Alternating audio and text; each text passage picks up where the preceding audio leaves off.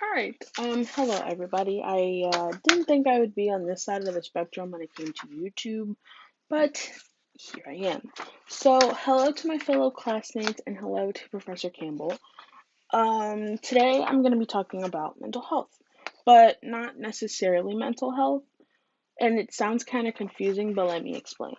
So, for school, I'm majoring in criminal justice, right? And when you think criminal justice, you're probably thinking policeman, like a detective, or somebody that protects our society against people who commit crimes. Exactly, committing crimes. So I thought if I take committing crimes or like violent crimes being committed and mental health and I'd mash them together. So my topic is whether or not mentally ill patients are more of a victim or if they're more of a perpetrator. And so a lot of people today believe that people who are mentally ill are more likely to commit crimes because they're not right in the head or like they're not in the right state of mind, if that makes sense. And at first, that was what I thought, but then once I started doing this research, I kind of found out that I shouldn't be so quick to judge. So, a huge body of research and data shows that these people are more likely to be a victim rather than a perpetrator. So, and it all goes back to the criminal justice system. And these patients who are treated like criminals, they get locked up for way longer than normal people who actually commit crimes.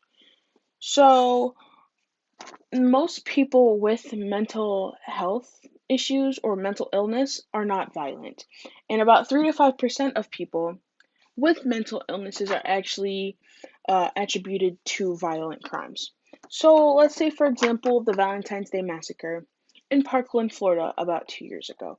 So, suspect Nicholas Cruz went on a shooting rampage at a high school full of children who thought that at the end of the day they were going to be able to go home and see their family, but some of them, that fate kind of turned sour, if that makes any sense. So, he killed 17 people before trying to flee the scene.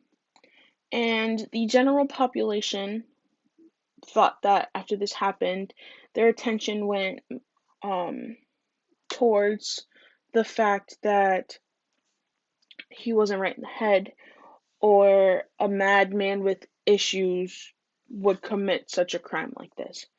And that's what I thought. But I didn't really study this case a lot to kind of understand why he did it, if that makes any sense. So, not guilty by the reason of insanity. And that's a rare verdict that we hear in courtrooms today. So, if you have a past of substance abuse or prior violent actions, then you are more capable of committing a violent crime. And most gun violence crimes that happen today are not attributed to mental illness at all. Because you have to be in the right state of mind in order to carry a gun around or shoot somebody for revenge or whatever it is. So, studies show that 235 mass shootings dating all the way back to 1913, it shows that 22% of the suspects are considered to be mentally ill, and they were grudge holding men who were filled with rage, and they were men who planned out their attacks ahead of time. So, courtrooms across America, only about 1% result in a non guilty by reason of insanity, which is like very rare, as I said before. So, when it comes to the majority of violent crimes, they are not associated with mental illness. And it's just the assumption that mental illness carries a potential of crimes today. Is that, if I said that right? Yeah. So, the relationship between mental illness and violence was shown to be more complex than what we all thought. So, from viewing mental illness as more of like a creative agent, certain researchers, after like reanalyzing the NESARC, also known as the National Epidemic epidemiologic survey on alcohol and related conditions. The data confirmed that mental illness and violence are related to primarily through the accumulation of risk factors or like various kinds For example, the historical past of like substance abuse, juvenile detention, physical abuse, parental arrest record, stuff like that.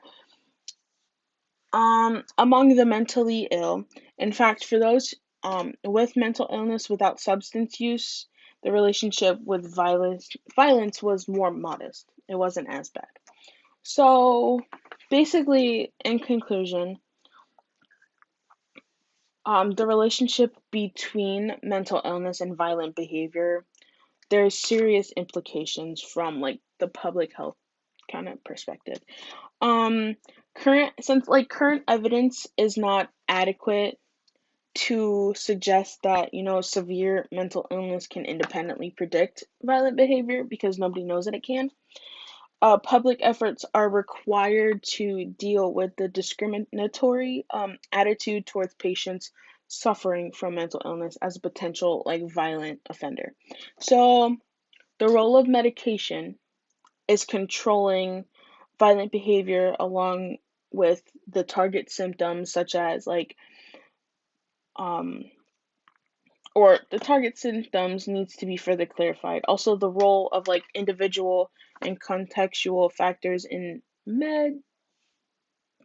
mediating violence remains to be explored further, and appropriate intervention strategies need to be formulated after this research that I've done. So, that was my topic on mental illness and crimes, and I hope you guys enjoyed.